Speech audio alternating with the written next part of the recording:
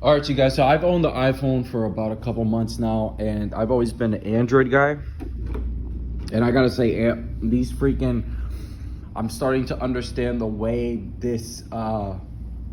the way things work with an iPhone. Not just the way the device works itself, but the way it works long term.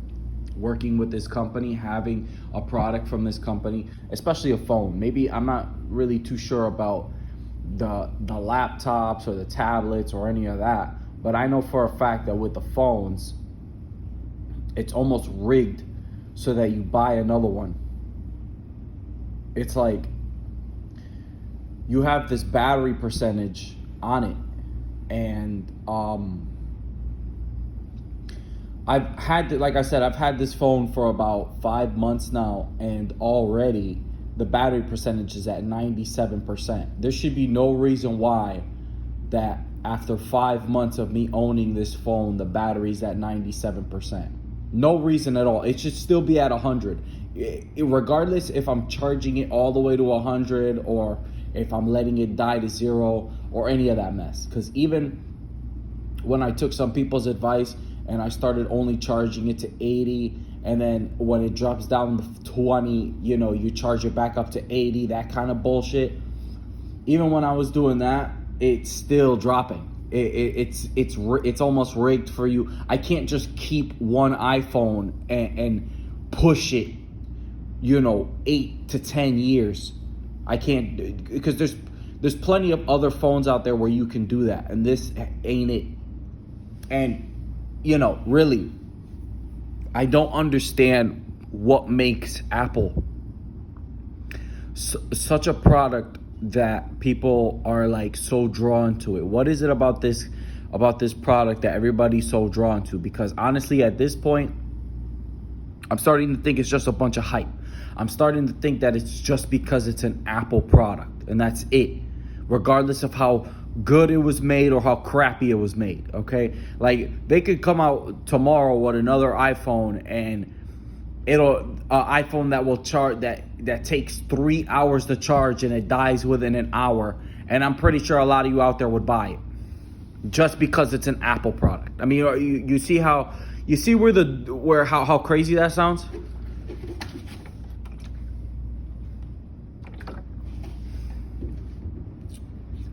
It's kind of crazy. I don't like, I mean, and there's so many of you out there who will defend this phone with your dear life, and it doesn't make any sense. There's so many better phones out there. Like, what is it about this product that you're so hooked on? There's nothing special about this product at all. Nothing at all.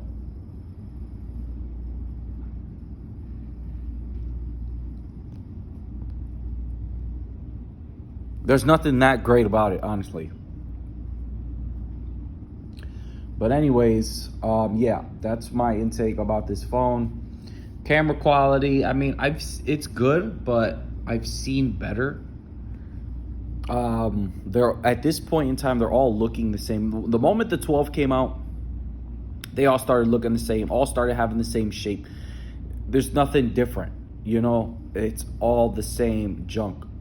It's like if we were to go back to like 2015, when think about it, when the 4 came out and the 5 and the 6, when the 4, 5, and 6 came out, they all distinctively look completely different. Those 3, if we were to use those as examples, right? So at that point in time, people were optimistic that the phones would continue to look different, have different looks and all this other mess. But it's gotten to the point where you got to recognize that it really has become all the same crap. There's no different shapes. There's no different, styles or any of that. It's all the same shit. And if you come to recognize that, you probably wouldn't, one, get excited for a new one, because you're probably just buying the same thing that you got right now for another $1,500. And two, I got the 11, by the way, and a lot of you are gonna be like, "Oh well, you don't know what you're talking about. You got to get a 16." It's probably gonna be the same crap, just the different camera quality and it doesn't matter if that camera quality is any better or any less than what I have right now. The phone as a whole is still the same crap. My 11 is the same thing as the 16 that's out right now. In reality, it really is. There's nothing majorly different. What are you talking about? Oh, it has a new camera button. It's got better camera quality. Camera.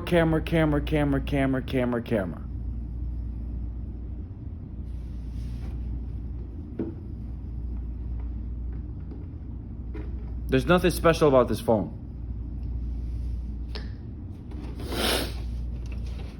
And this is why a lot of you are broke. It's because of this iPhone junk. These phones were meant to keep you broke or constantly getting a new one. Like, this phone should be able to last me a good 15 years. It should take 15 years for this phone to die out, not 5. There's plenty of phones out there that have the capacity to last that long. And for some reason, this one can't do it. And yet all of you are so hyped about it.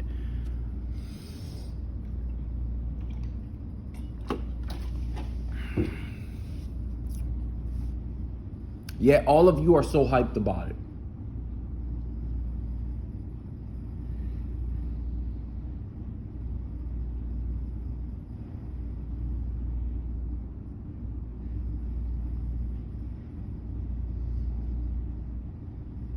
I don't even like it. The batteries die out quick. You gotta be popping out the back. And not only do the batteries die out quick on these phones, but then to replace the battery, it's another story. It's another pain. And when it comes to the iPhone, it's always been a pain to replace the battery. iPhone, since the beginning, has never made it easy for you to replace the battery, ever. They never made it easy. Other companies have at some point in time, even if they're not doing it now, at least at some point in time, they were doing that. iPhone never gave you the option from the beginning, from the very first generation all the way up until now. They never gave you that option. It's like you're rigged to be broke, and you're rigged to be buying a new one, and you're rigged to just be giving them all your money. That's how this company is growing. They're selling you a bunch of hype for a poor quality product that is being hyped up to be something so great. And then you're gonna get mad and butthurt. Like, the fact that you're getting mad and butthurt about it really says a lot about who you are as a person. I mean, are you seriously gonna get mad and butthurt over some facts that I'm giving you about a phone that you're so obsessed with that you just can't get over? It doesn't make any sense. It's like, it stinks in here.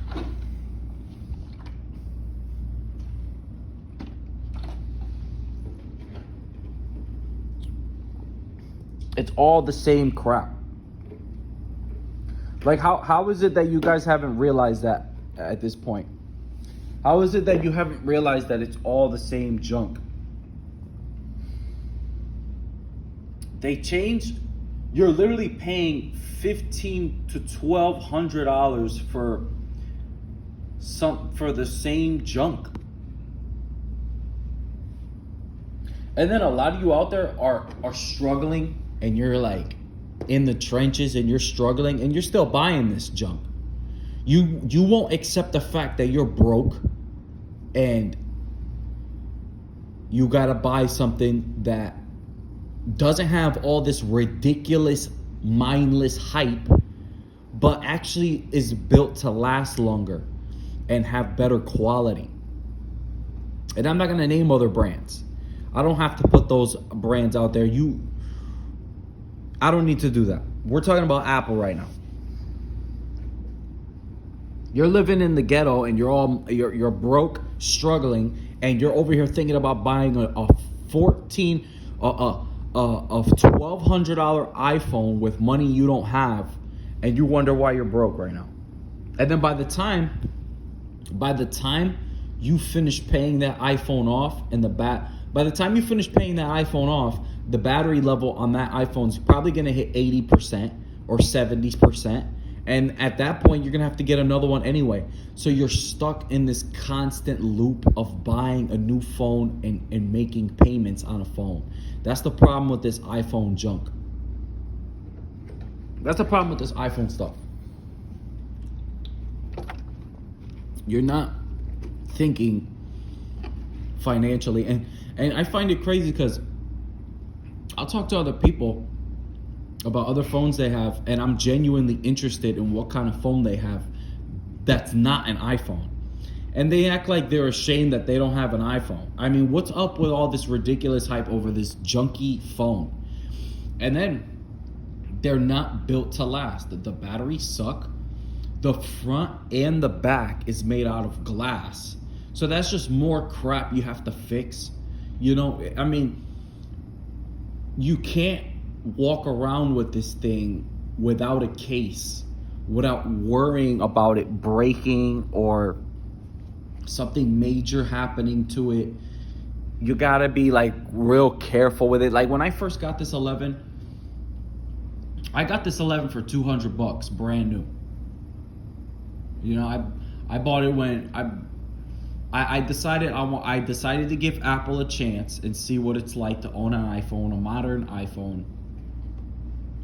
I mean, I used to dabble with a 5 and a 6, but that was the last time I've touched an iPhone, was the 5 or 6. And when the 5 and 6 came out, at the time, during those times, iPhone was just another brand. You know, I mean, it had the hype, it had all this hype, but it was still just another brand. And in my eyes, at least, it was just another brand that I could give a shot. Nowadays, I look at it like it's rigged, like it's a money scheme.